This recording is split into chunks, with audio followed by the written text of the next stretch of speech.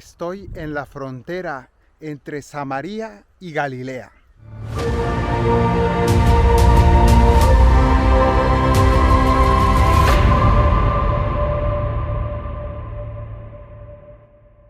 Apenas ayer terminé una peregrinación maravillosa con un grupo de colombianos, mexicanos, españoles que estuvieron aquí compartiendo conmigo y visitando los lugares santos, y realmente han sido unos días estupendos. Del Evangelio según San Lucas.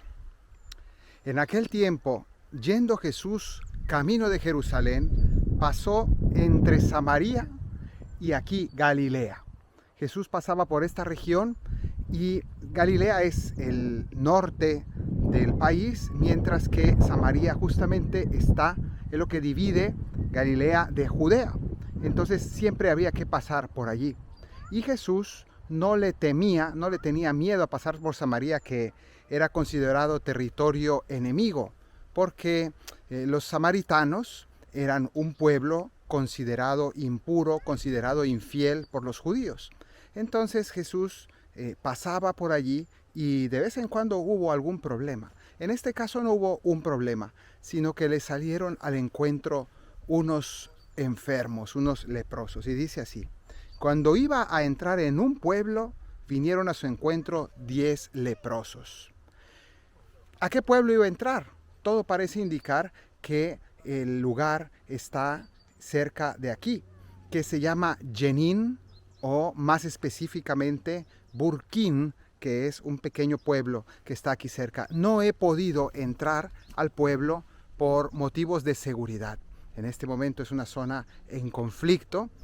Intenté ir por allí, pero me ha recomendado la guardia de seguridad mejor no acercarme en estos momentos.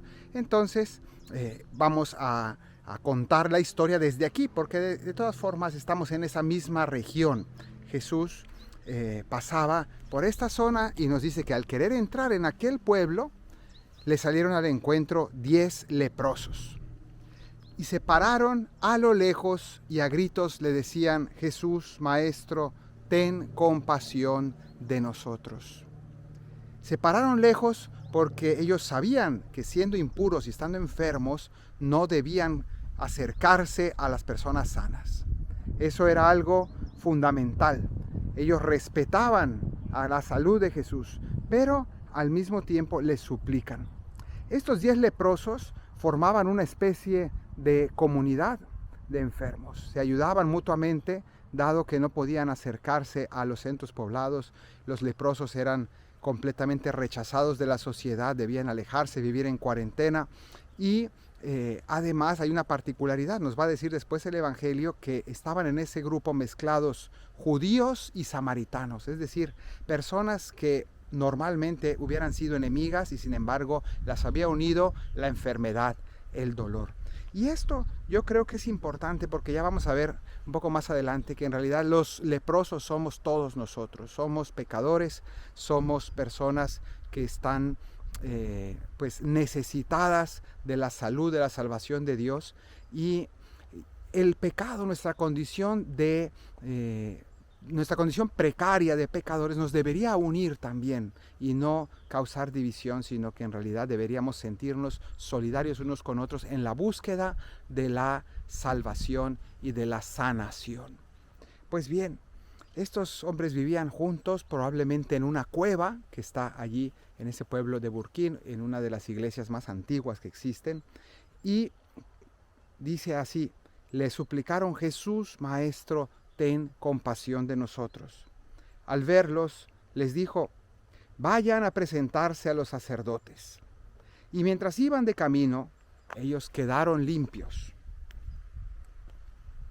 ¿Por qué Jesús les dice vayan a presentarse a los sacerdotes? Hay que entender que la ley de Moisés pedía que cuando una persona sufría de lepra, debía ser revisada por un sacerdote, que era la persona, digamos, que tenía la formación necesaria para revisar físicamente el cuerpo y decir si las manchas en la piel correspondían a lepra o no.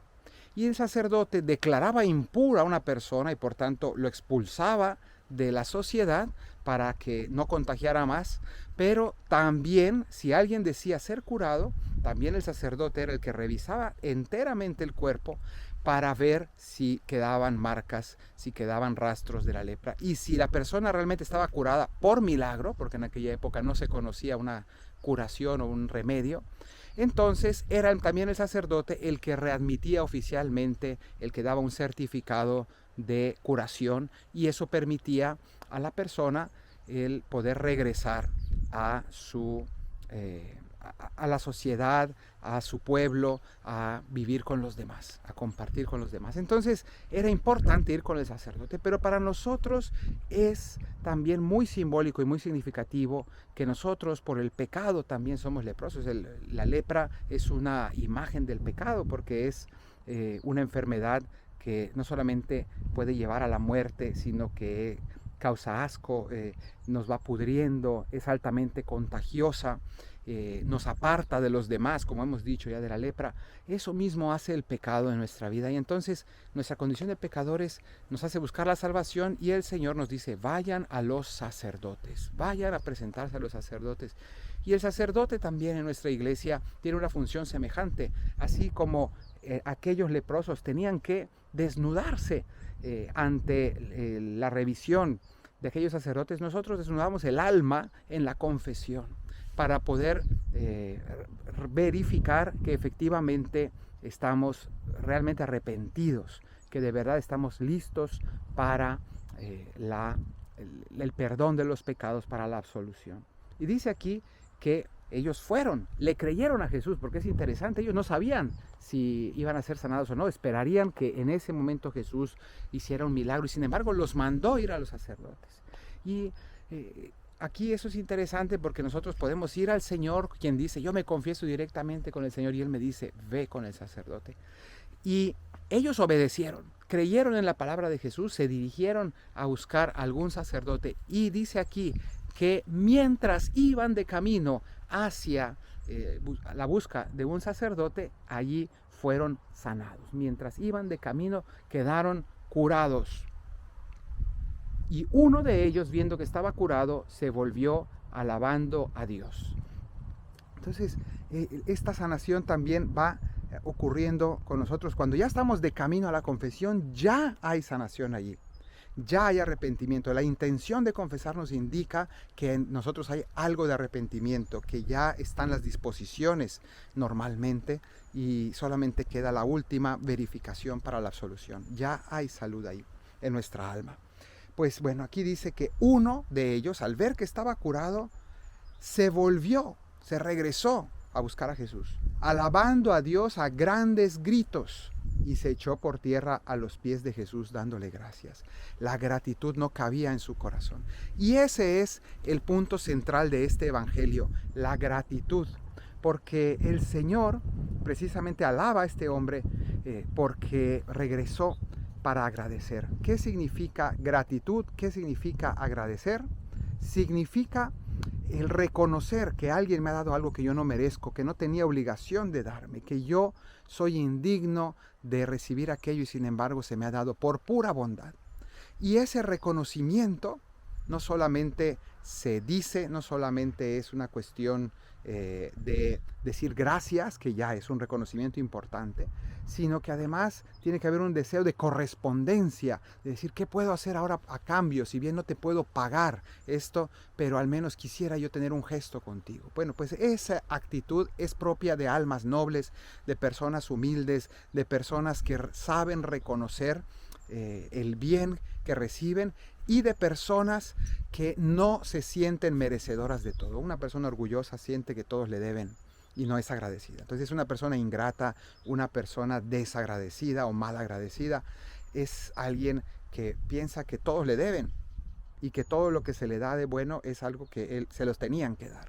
Y por tanto es algo deplorable, es algo vergonzoso el no ser agradecidos, el no dar las gracias. Pero vemos aquí precisamente esta actitud, porque continúa el Evangelio diciendo que este hombre era un samaritano, es decir, uno de los enemigos del pueblo judío, uno que tenía una religión equivocada. Jesús en otro momento a la samaritana que encontró en el pozo, también un poco más al sur de aquí, le dijo que los samaritanos no tenían ni idea sobre la religión. Ellos adoran lo que no conocen, les dijo. Pero a pesar de esto, era un hombre de un corazón noble. Y Jesús tomó la palabra y dijo, ¿no han quedado limpios los 10? ¿Los otros 9 dónde están?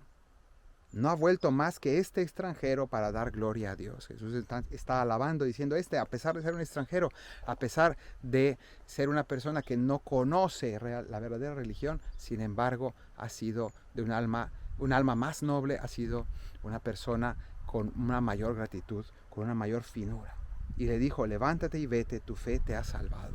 Pues hoy podemos pensar precisamente cuáles son esas cosas que nos falta agradecerle al Señor en nuestra vida. Porque a grandes beneficios corresponden grandes acciones de gracias, pero también a grandes beneficios muchas veces tristemente corresponden grandes ingratitudes.